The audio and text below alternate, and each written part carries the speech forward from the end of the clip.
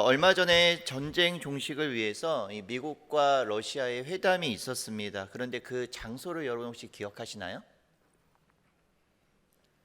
트럼프와 푸틴이 만났던 장소. 네, 말씀과 기도에 집중하시느라 네, 알래스카에서 만났습니다. 네, 이 알래스카라는 장소가 굉장히 좀 의미가 있는 장소입니다. 러시아에게는 뼈아픈 아픔이 있는 땅이 바로 이 알래스카인데요. 1867년 당시에 이 러시아가 당시에 국가적 재정에 어려움이 있었고, 또 당시 영국이 이 알래스카를 강점하려고 하는 그러한 국제적인 정세 가운데 있었습니다. 그래서 이제 러시아가 미국과 매각 교섭을 통해서 당시의 돈으로 720만 달러의 이 알래스카라는 땅을 미국에 매각, 판매하게 되죠. 왜 이렇게 판매를 하게 됐느냐? 당시에 러시아는 이 알래스카라는 땅이 굉장히 쓸모없고 불필요한 땅이라고 생각했기 때문에 굉장히 헐값에 이 땅을 미국에 넘기게 됩니다. 그런데 지금의 알래스카는 어떤 땅이 되었느냐? 미국의 영토가 된 이후에 알래스카에서는 대규모 금광이 발견이 되었고요. 또 풍부한 석유가 매장되었다는 것이 그 이후에 발견이 되게 됩니다. 이것뿐만 아니라 지정학적으로도 미국이 러시아를 견제할 수 있는 굉장히 중요한 전략적 요충지가 되었습니다. 당시에 제정 러시아가 이 알래스카라는 땅의 가치를 정말 잘 알았다면 아마 이 헐값에 미국에 이 땅을 팔았을까요? 아마도 그렇지 않았을 겁니다. 여기서 우리가 알 수 있는 사실이 있죠. 우리가 가치를 제대로 알지 못하면 그릇된 선택을 할 뿐만 아니라 나중에 땅을 치고 후회하는 선택을 할 수 있다라는 겁니다. 오늘 본문에 등장하는 에서와 야곱, 이들이 한 형제였지만 각기 다른 두 가지의 기질적인 특징을 갖고 있었습니다. 에서는 사냥을 잘하고 밖으로 잘 도는 성격이었고, 그에 반해 야곱은 굉장히 조용한 성품이어서 늘 집에 머무는 그러한 내향형의 성품이었습니다. 요즘 MBTI로 보면 에서는 전형적인 E형이고요, 야곱은 I형, 내성형인 거죠. 에서와 야곱의 성향이 이러했기 때문에 아무래도 활동적이었던 에서가 아버지 이삭의 사랑을 더 받았던 것 같고요, 늘 조용하고 차분했던 야곱은 어머니인 리브가의 사랑을 더 받았습니다. 그렇게 야곱과 에서가 장성을 하게 되죠. 그리고 늘 그랬던 것과 같이 어느 날 에서가 사냥을 하고 집으로 돌아왔는데, 사냥을 하느라 이리 뛰어다니고 저리 뛰어다녀서 배가 굉장히 고팠습니다. 굉장히 허기져서 집에 돌아와 보니 때마침 야곱이 이렇게 죽을 쓰고 있었어요. 얼마나 그 죽이 맛나게 보였겠어요. 막 배고픈데. 그래서 에서는 야곱에게 오늘 본문에 보니까 그 붉은 것을 내게 달라라고 요청을 하죠. NIV 성경을 보면 이 붉은 것은 붉은 스튜라고 번역되어 있고, 우리식으로 하면 팥죽이라고 할 수가 있죠. 이 팥이라는 것은 이 당시 팔레스타인 지방에서 고대로부터 재배된 이 잡곡의 하나였습니다. 그래서 사무엘하 17장에 보면 이 압살롬의 반란으로 도피 중인 다윗에게 그 지방 사람들이 다윗과 그와 함께 했던 사람들에게 이 팥을 제공했던 것을 우리가 본문에서도 볼 수가 있습니다. 이 배가 고픈 형 에서가 동생인 야곱에게 배가 고프니 내게 팥죽을 좀 주면 안 되겠니? 라는 이런 대화의 내용은 일반적인 형제들 간의 대화라고 우리가 볼 수가 있죠. 저도 위로 형님 한 분이 계십니다. 이제 형님과 저 이제 그 형제만 있었는데, 어렸을 때 이제 부모님께서 일을 나가시고 나면 가끔 이제 둘이 집에 남는 경우가 있어요. 근데 먹을 게 없잖아요. 배는 고프고 또 먹을 게 없으니까 그 형님께서 저에게 늘 배가 고플 때 저를 찾아와서 이렇게 말씀을 했습니다. 사랑하는 동생아, 라면 좀 끓여오렴. 물론 제가 강단이기 때문에 이렇게 부드럽게 얘기했지만 굉장히 강압적인 말투로 안 끓여오면 너는 가만두지 않겠어, 이런 말투로 늘 저에게 라면을 끓여오라고 했어요. 별로 기분은 좋지 않았습니다. 그런데 뭐 끓여서 또 같이 먹기도 하고 그랬으니까 이 라면을 끓여서 같이 먹었습니다. 근데 보통 라면을 끓일 때 그냥 끓여주죠, 형제들 간에는. 뭐 모르는 관계라면 모를까 뭐 라면 한 그릇 끓여주면서 뭐 큰 대가를 요구한다든가 뭐 엄청난 뭘 달라고 한다든가 이러진 않잖아요. 뭐 예를 들어 형제들 간에 뭐 일종의 거래라고 하면 뭐 이런 건 있을 수 있겠죠. 내가 라면을 그럼 끓여줄 테니까 나 게임 한번 하게 해줘 라든가, 뭐 형이 갖고 있는 과자를 내가 먹을 수 있게 해줘, 뭐 이 정도의 거래는 우리가 다 이해할 수 있지만 뭐 엄청나게 큰 대가를 요구하진 않습니다. 그런데 오늘 야곱이 이 에서에게 팥죽 한 그릇을 준다고 하면서 엄청난 대가를 요구하는 것을 보게 되죠. 31절 말씀에 보면 야곱이 이르되 형의 장자의 명분을 오늘 내게 팔라라고 요구합니다. 이 팥죽 한 그릇을 먹으려면 형의 장자의 명분을 내게 팔라는 거예요. 여러분, 이 장자권이 도대체 무엇이길래 지금 야곱이 이렇게 요구하는 것일까? 여기서 먼저 야곱이 요구하고 있는 이 장자의 명분, 이 장자권이 무엇인지 우리가 좀 알아야 하는데요. 장자권은 말 그대로 첫 아들에게 주어지는 특별한 권리를 말합니다.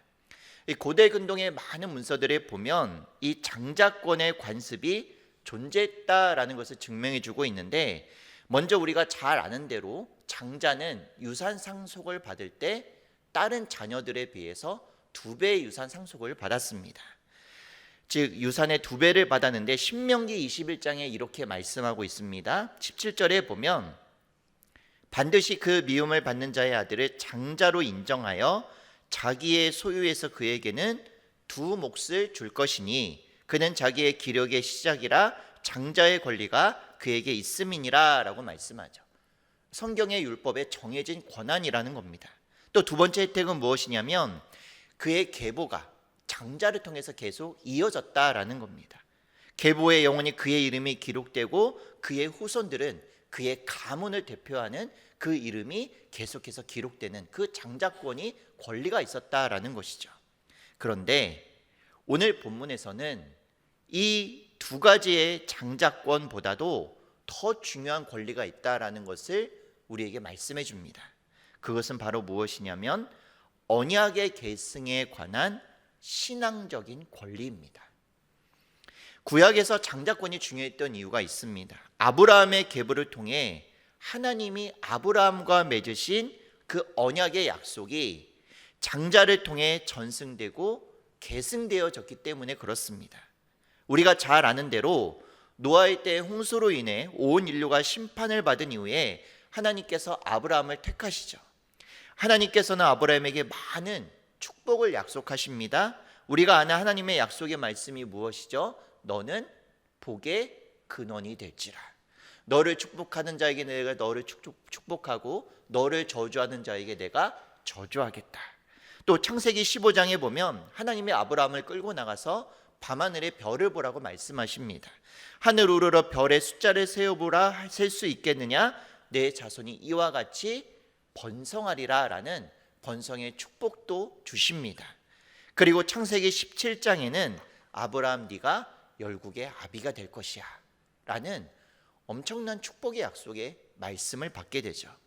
아브라함으로 시작된 이 하나님의 언약 그리고 이 성취가 아브라함의 자손들에게 계속 계승되어진다라는 거예요. 그런데 그 계성이 아무에게나 이루어지는 것이 아니라 바로 장자를 통해 계승되어졌기 때문에 장자권은 그냥 그저 눈에 보이는 유산을 2배로 받고 족보에 그의 이름이 기록되는 것을 뛰어넘어 하나님의 언약의 계승자가 되느냐, 그래서 내가 언약의 성취의 은총을 누리느냐 그렇지 못하느냐라는 중요한 신앙적인 의미가 있다라는 거예요. 마태복음 8장에 보면 이 백부장의 그 하인을 고쳐달라고 이 백부장이 예수님께 나오잖아요. 그래서 예수님께서 그를 고쳐주시는데 굉장히 백부장이 믿음의 말을 예수님께 올려드리죠. 예수님이 그의 칭찬하시면서 이 백부장에게는 축복하시지만 이스라엘을 향해서는 경고의 말씀을 주십니다. 어떻게 말씀하시냐면 동서로부터 많은 사람이 이르러 아브라함과 이삭과 야곱과 함께 천국에 앉으려니와 나라의 본 자손들은 바깥 어두운 데로 쫓겨나 거기서 울며 이를 갈미 있으리라 라고 말씀하세요. 태어날 때부터 하나님의 자손, 아브라함의 자손이라고 믿었던 유대인들에게 너희들의 하나님의 자녀라고 믿는 당연한 그 권리가 나중에 박탈될 수 있다는 걸 말씀해 주고 있는 겁니다. 여러분, 바깥 어두운 데로 쫓겨난다라는 것이 무엇을 의미하는 겁니까? 하나님의 언약의 계승자가 되지 못한 채 언약의 관점에서 볼 때는요, 이방인이 된다라는 거예요. 이방인이 된다라는 것은 하나님과 내가, 하나님과 우리와 아무런 상관이 없는 그러한 관계가 된다라는 것이거든요. 여러분, 이것은 저주입니다. 아무리 모든 것을 다 소유하고 모든 것을 다 누리고 모든 것을 경험해도 마지막에 하나님과 내가 상관이 없다라는 그러한 존재, 그러한 관계가 된다면 이것은 저주받은 삶이죠. 이 예수님의 말씀을 생각해 보면 장자에게 주어진 이 장자권을 쉽게 포기할 수 없다라는 거예요. 누군가와 거래할 만한 내용도 전혀 아니라는 겁니다. 여러분, 명절이 되면 어렸을 때는 저희가 용돈을 받아 좋았는데 이제는 주는 입장이 되니까 명절이 되면 좀 괴롭습니다. 괴로운데 예전에 저도 그런 장난을 좀 쳤는데 한 3살, 4살 그 조카가 이제 그 나이 됐을 때 이제 조금 아직 화폐의 가치, 단위를 모르잖아요. 그래서 장난을 좀 치는 거죠. 1,000원짜리 5장을 보여주고 5,000원짜리 뭐 2장을 보여주고 10,000원짜리 1장을 보여주고 뭐 50,000원짜리 이렇게 보여주면서 일부러 1,000원짜리는 장수를 많이 보여줍니다. 그리고 고액권은 1장 정도만 보여주고 너 뭐 가질래? 라고 이렇게 일부러 놀리려고 장난을 쳐요. 그럼 조카가 뭘 선택할까요? 숫자가 많은 1,000원짜리를 이렇게 덥석 집습니다. 왜 그럴까요? 화폐의 가치를 모르기 때문에 그렇죠. 지금 에서가 이와 같이 어리석은 행동을 하고 있다라는 거예요. 지금 당장 내 만족, 나를 채워줄 수 있는 팥죽 한 그릇이 하나님이 내게 부여하신 장자권보다 중요하다라는 거예요. 그래서 장자권을 넘기고 맙니다.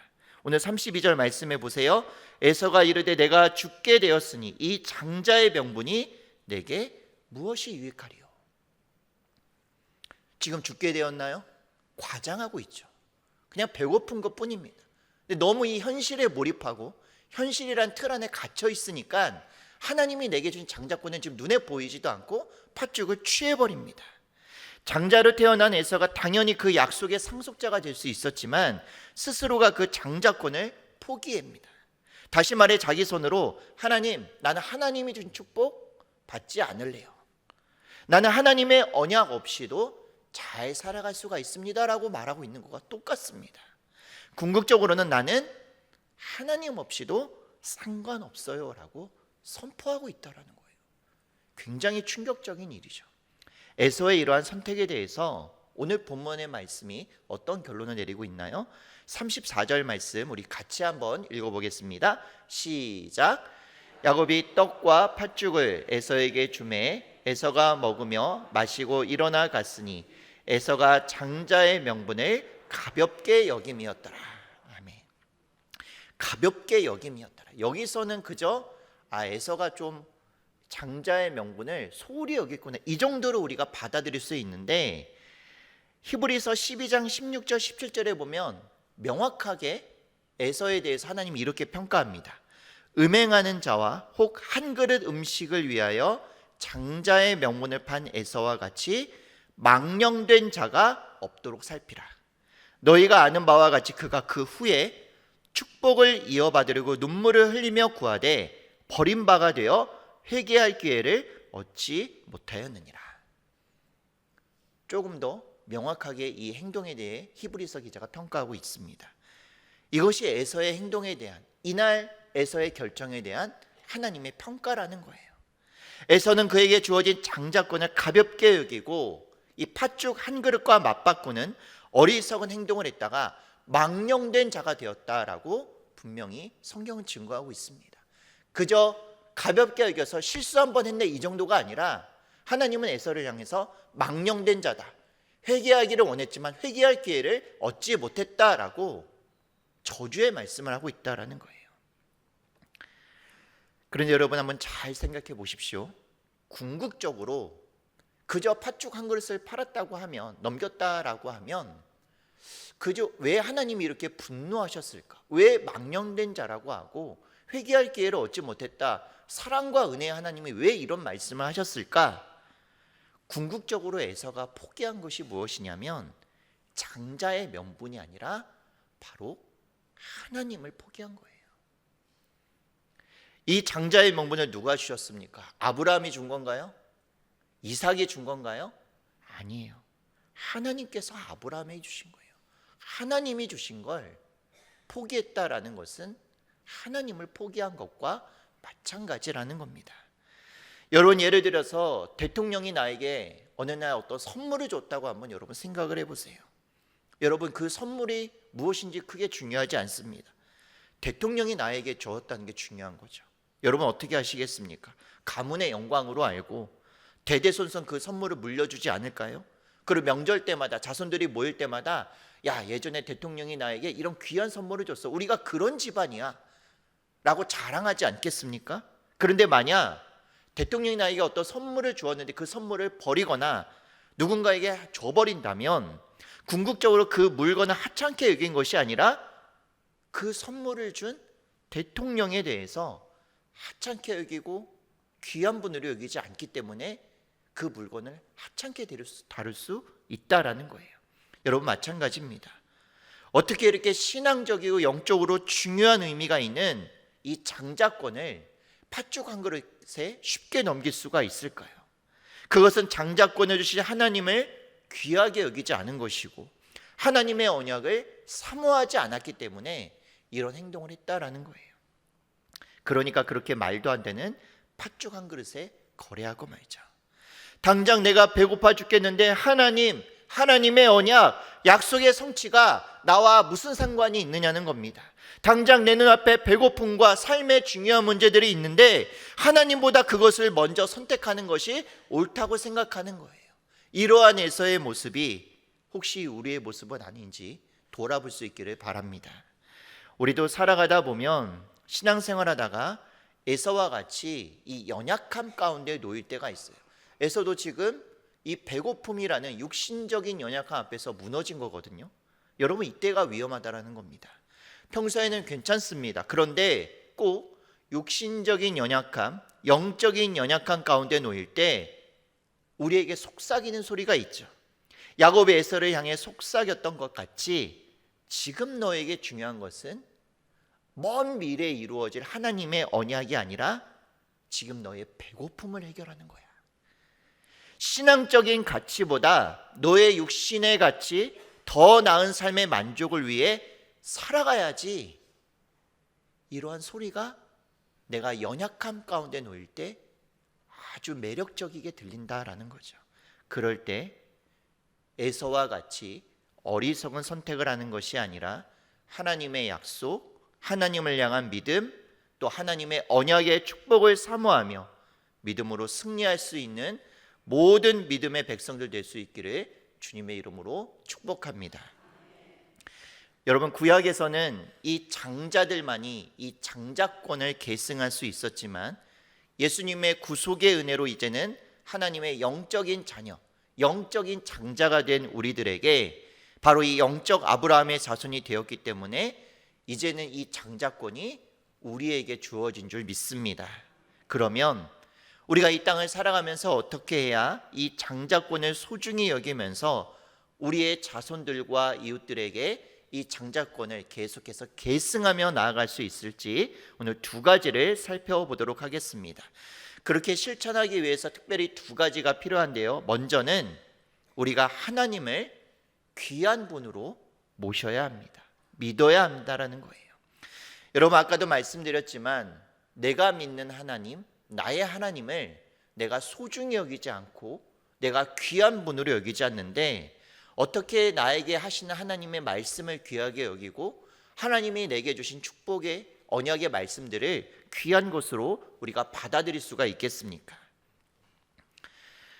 요즘에 그 공교육의 심각성이 굉장히 좀 화두가 되고 있죠. 예전부터 뭐 계속 언론을 통해서 나오고 있는 말인데요. 사실 어제 오늘 일은 아닙니다. 제가 뭐 초등학교, 중학교, 고등학교 다닐 때만 해도 잘못하면 선생님께 불려가서 혼을 나고 또 꾸지람을 듣고 때로는 체벌을 당하기도 했습니다. 특히 이제 남중, 남고 뭐 이런 데는 사춘기도 하고 이런저런 일로 싸움이 많기 때문에 중학교 때 만났던 선생님들은 거의 약간 선생님이 아니라 약간 그 무시무시한 뭐 이런 느낌의 선생님들도 있었고 일부러 이렇게 강하게 다루시는 거죠. 그래서 제가 중학교 때 어떤 사건이 있었는데 쉬는 시간에 이제 남학생들이 뭐 얌전히 있겠습니까? 막 복도로 뛰어다니고 막 날아다니고 뭐 넘어다니고 막 이러잖아요. 근데 어느 날은 쉬는 시간이 됐는데 그 이제 복도에서 이제 달리기 시합을 이제 친구들끼리 한 거예요. 제가 했던 게 아니라 친구들끼리 이제 한 거죠. 근데 그냥 달리기 시합이 아니라 한 사람을 등에 업고 복도 이 끝에서 저 끝까지 누가 빨리 도착을 하나 막 그 시합을 한 거예요. 근데 그 남자들 그 오기 이런 게 있잖아요. 막 앉으려고 막 몇 번을 왔다 갔다 뛰다가 이제 막 결승전 한다고 막 학생들까지 다 구경하고 이런 상황이 된 거죠. 그런데 몇 번을 왔다 갔다 하다 보니까 다리에 자기도 모르게 이제 힘이 풀렸던 것 같아요. 한 아이가 친구를 업고 막 복도 끝으로 뛰어가다가 그대로 엎어졌습니다. 그런데 혼자 뛰어가다 이렇게 엎어지면 어떻게 하죠? 사람이 반사신경으로 팔을 이렇게 먼저 짚어서 이렇게 탁 넘어지잖아요. 근데 아까 어떻게 뛰어갔다고요?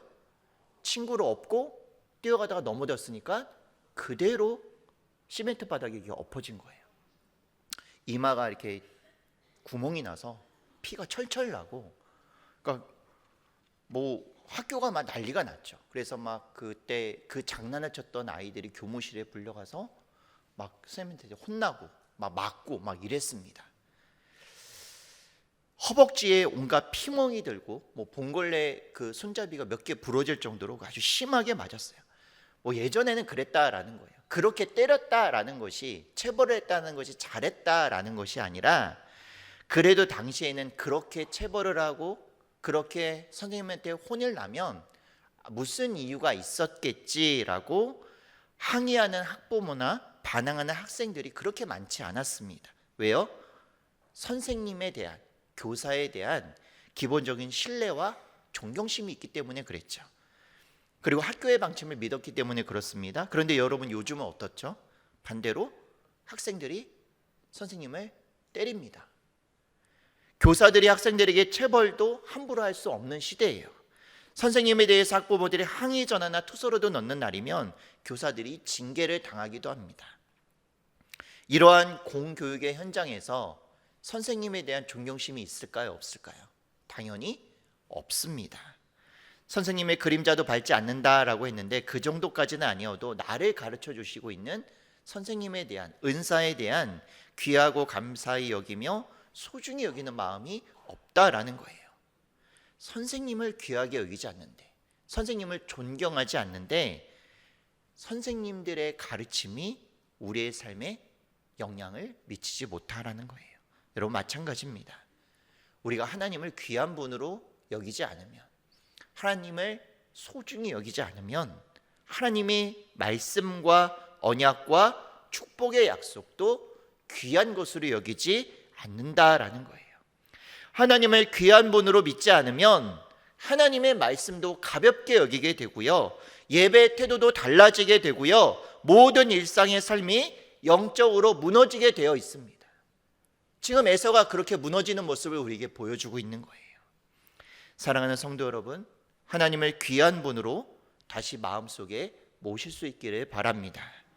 우리의 마음에 하나님을 귀한 분으로 모시고 만왕의 왕으로 섬기며 나아갈 때 하나님의 언약이 우리의 삶 가운데 성취되고 이루어지는 축복을 주실 줄 믿습니다. 두 번째로는 반드시 이루어질 하나님의 약속을 믿어야 합니다.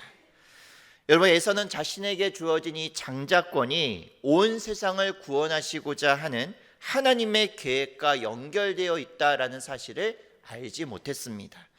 마태복음 1장에 보면 이 예수님의 족보가 기록되어 있죠. 마태복음 1장 2절에 이렇게 말씀합니다.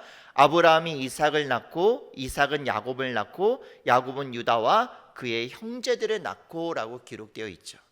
그리고 그 족보의 마지막에 바로 예수 그리스도가 태어났음을 알려줍니다. 이삭 다음에 원래는 누구 이름이 들어가야 돼요? 에서의 이름이 들어가야죠. 그런데 에서의 이름은 이 계보에 없어요. 만약 에서가 자신의 계보를 통해, 자신의 후손들을 통해 예수 그리스도가 이 땅에 태어나실 것임을 알았다면, 그것을 바라보았다면 쉽게 장자권을 야곱에게 넘겼을까요? 그렇지 못했을 거예요. 먼 미래에 에서의 자손들을 통해 이루어질 메시아가 탄생할 것이라는 그 하나님의 약속을 바라보지 못했기 때문에 말도 안 되는 팥죽 한 그릇에 장자권을 포기하고 말았습니다. 여러분, 현실이 아무리 고통스럽고 힘들어도 우리가 언젠가는 우리의 삶 가운데 임할 하나님의 약속의 성취와 하나님의 영광을 사모한다면 우리는 결코 세상과 쉽게 타협할 수 없습니다. 여러분, 우리를 향한 하나님의 약속들이 있죠. 아마 각 개인마다 우리 성도님들에게 주어진 하나님의 약속의 말씀이 있을 겁니다. 그리고 그것은 각자의 삶에서 다 달라요. 그러나 공통적이고 본질적인 하나님의 약속이 우리에게 주어진 말씀이 있는데, 그것이 바로 로마서 8장 32절 말씀입니다. 우리 같이 한번 읽어볼까요? 시작. 자기 아들을 아끼지 아니하시고 우리 모든 사람을 위하여 내주시니가 어찌 그 아들과 함께 모든 것을 우리에게 주시지 아니하겠느냐. 아멘. 지금 당장 내 눈앞에서 하나님의 약속이 이루어지지 않는다고 해서 다른 것을 찾거나 다른 것을 구하지 않을 수 있기를 바랍니다. 불안하고 두렵다고 해서 눈에 보이는 것을 움켜쥐라고 하지 않을 수 있기를 바랍니다.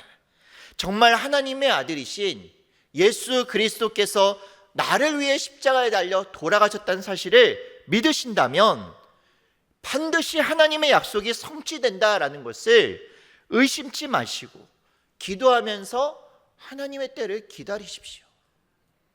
오늘 에서는 기다리지 못했어요. 그 배고픔으로 인해서 너무나 쉽게 하나님의 축복과 약속을 버려버리고 만다라는 거죠. 여러분, 목회를 제가 처음에 시작할 때 하나님이 나를 불러주셨구나라는 사실에 너무나 기뻤습니다. 하나님께서 나를 직접 부르시고 택하셨으니까 이제 내가 구하고 바라는 대로, 내가 기도하는 대로 하나님이 다 응답해 주시겠지, 하나님이 다 이루어 주시겠지 라는 그런 소망으로 가득 차더라고요. 그런데 막상 목회 현장에 나와 보니까 믿음이라는 것이 그것이 아니라는 것을 하나님이 깨닫게 하셨습니다.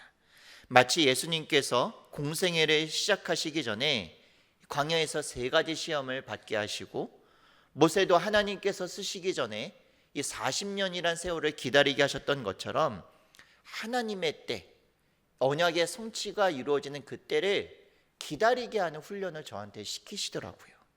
그 기다림 가운데 하나님의 약속을 바라볼 수 있는 믿음을 성장시켜 주셨고, 내가 기대하는 때와는 달랐지만 마침내 성취되는 하나님의 약속을 바라보게 하셨습니다. 여러분, 그것이 어디 저뿐이겠습니까? 우리 모든 성도님들도 하나님의 사랑하는 자녀들인데 저만 목회자라고 하나님께서 저에게 그런 은혜를 주셨겠어요? 여러분, 하나님의 약속은 반드시 이루어집니다. 그것이 내 인생의 문제이든 영적인 문제이든 또 건강의 문제이든 자녀의 문제이든 결혼의 문제이든 어떤 문제이든지 간에 예수 그리스도를 내어주신 하나님께서, 그렇죠? 무엇이 아까우셔서 우리에게 내어주시지 않겠습니까? 그 하나님을 믿을 수 있기를 바랍니다. 그 약속을 믿을 때 우리는 아무리 배고프고 힘들어도, 아무리 이 땅의 삶이 힘들고 고통스러워도, 아무리 세상 가운데 나를 조롱하고 손가락질하고 하나님의 자녀라는 믿음만으로 버티기 힘든 세상일지라도 팥죽 한 그릇의 유혹에 넘어가지 않고 믿음의 반석 위에 우뚝 서게 될 줄 믿습니다. 오늘 말씀의 결론입니다. 사랑하는 성도 여러분, 우리도 살아가다 보면요, 이 팥죽 한 그릇의 유혹이 정말 매력적으로 다가올 때가 있어요. 팥죽 한 그릇은 당장 내 배를 채워줄 수 있습니다. 그리고 나의 욕구를 충족시켜 줍니다. 그리고 기다릴 필요도 없어요. 너무나 손쉽게 나의 만족을 해주기 때문에 그렇습니다. 그러나 하나님이 우리에게 주신 영적인 장자권의 축복의 언약은 때로는 오래 기다려야 하고 당장 내게 만족을 주지 않습니다. 그리고 내가 의미 없다고 생각해서, 하찮게 생각해서 에서와 같이 어리석은 선택을 할 때도 있습니다. 그러나 하나님께서는 이 마지막 시대를 살아가고 있는 영적인 장자된 우리들에게 이 장자권을 어떠한 상황에서도 가볍게 여기지 말고 우리의 교회와 우리의 가정과 우리의 속한 모든 곳에서 잘 계승해서 장차 교회와 세상에 이 약속과 축복이 계승되어지고 충만해지기를 원하십니다. 장차 임할 하나님의 영광과 축복에 비하면 내 삶의 팥죽 한 그릇은 아무것도 아니라는 것을 기억하시고 인내함으로 마침내 믿음의 반열에 올라가 기록될 수 있는 우리 모두가 될 수 있기를 주님의 이름으로 축복합니다. 기도하시겠습니다. 사랑과 은혜가 풍성하신 하나님, 감사를 드립니다. 우리가 이 땅을 살아가면서 때로는 팥죽 한 그릇과 같은 우리를 채워주고 우리를 만족해 주는 그 유혹 앞에 우리가 무너질 때도 있고 넘어갈 때도 있습니다. 그러나 오늘 에서와 같이 그런 어리석은 선택, 미련한 선택을 하지 않게 도와주시고 장차 나를 통해 우리의 가정에 이루어질, 우리의 교회에 이루어질, 이 나라 이 민족 가운데 이루어질 하나님의 언약의 축복을 사모하며 인내하며 나아갈 수 있는 믿음의 백성들 다 되게 하여 주시옵소서.